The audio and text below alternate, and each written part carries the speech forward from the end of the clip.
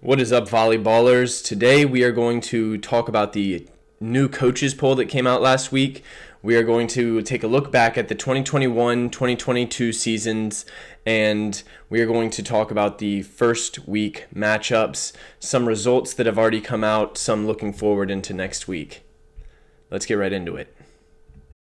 Coming in at number 1, we have Hawaii, which got all but one of the first place coaches' votes. They are the reigning 2021 and 2022 national champions. Number 2, we have UCLA. 3, Long Beach State. 4 is Penn State. 5, Pepperdine. 6 is Ball State. 7, UC Santa Barbara. 8, UC Irvine. 9, Stanford. 10, USC, Southern California. I'd like you to go ahead and notice that 8 of those top 10 teams are from California, just not the top team. And we also have Grand Canyon, Loyola Chicago, Ohio State, Lewis, and Princeton wrapping up 11 through 15. And like I said, Hawaii won the 2021 and 2022 seasons. Looking back at 2021, they swept BYU 3-0. Hawaii won in straight sets 25-21, 25-19, and 25-16. I didn't watch the entire match. I watched a little less than a set, and I noticed that BYU seemed outmatched from a blocking perspective, and that Hawaii shots were really working. It looks like they've got several players that are skilled in the shots, as you can see by this cross court right there. And they won that match in 3 straight sets. Moving on to 2022, you can see here the blocking on display. Huge block straight down. This one was against Ball State in the semifinals of the 2022 season. The finals match, I could find it on YouTube, but I thought it was very dark and it was pretty sketchy. Anyway, this is match point. Hawaii got the tip down and it was under review for a couple minutes, but as you can see right here, Ball State just doesn't quite get his hand under it. That wraps up the match and sends Hawaii to the national championship, where they would go on to sweep Long Beach State 3-0. How about that?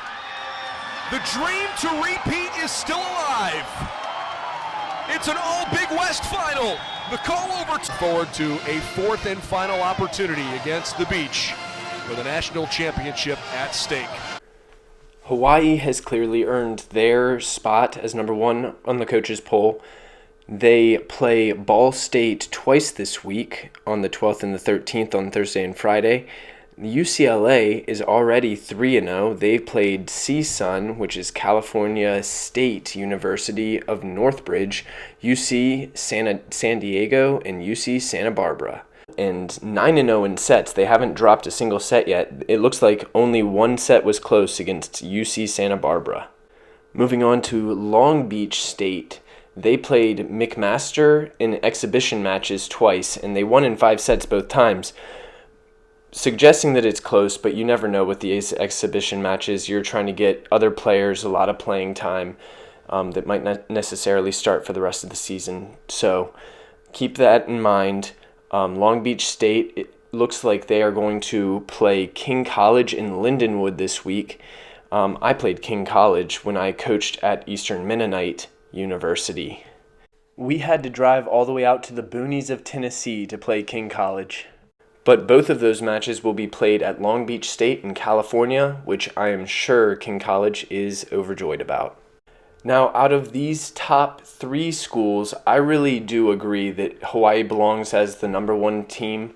They not only have the best team, great coaching staff, they have the number 1 attendance in the NCAA. I believe their average attendance for last year was over 3,000 for home games, which I have to pause and give Long Beach State credit for as well. Even their exhibition match had over 1,200 people in attendance. If I could disagree with one of these, I would say Long Beach might be a little bit overrated, because while Hawaii is returning all of their starting lineup, Long Beach State has lost their best player, Alex Nikolov, who was a 6'7" outside. Whether he's 6'7" or 6'9", I think the Bulgarian national team says he's 6'9", who he currently plays for. Currently, he's playing professional volleyball in Italy. He decided not to come back for his sophomore season.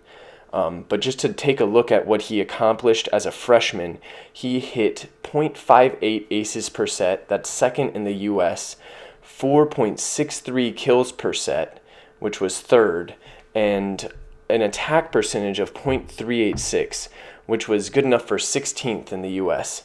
So, and you can just tell from the block right here that you get to see he is a massive asset on the Long Beach team, and they will surely miss him this year, and I have a hard time believing that they will retain their third spot. Although I would admit that Long Beach has continued to do a good job of recruiting top-ranked international players.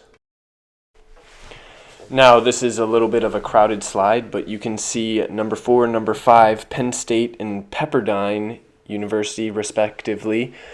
And we have a 2-0 Penn State team that just got off a huge win against Ohio State. Ohio State's ranked 13th in the nation right now.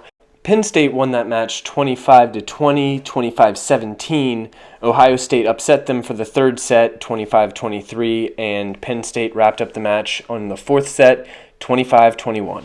It looks like they've got an easier week coming up with Damon and Merrimack on Friday and Saturday. Moving on to number 5 ranked Pepperdine, they won an expected match against Lincoln Memorial on Wednesday, January 4th. They have a match coming up on Friday against Edward Waters, Saturday against Emmanuel, and then a third match on Monday against 15th ranked Princeton. And we are going to wrap it up there. That covers the top 5 ranked, well, really the top 6 ranked teams, because 6th ranked Ball State plays Hawaii, as we covered. So there are the top 6 teams. Looking forward to next week. We will be in the future covering the D3 coaches poll, which is coming out tomorrow, and we will cover these matches, the week 1, week 2 results as we move forward. Thank you for tuning in. If you want more volleyball news, more volleyball highlights, I want to do coaches breakdowns, then you know what to do with the red button below, and I appreciate you guys for tuning in. Have a good day.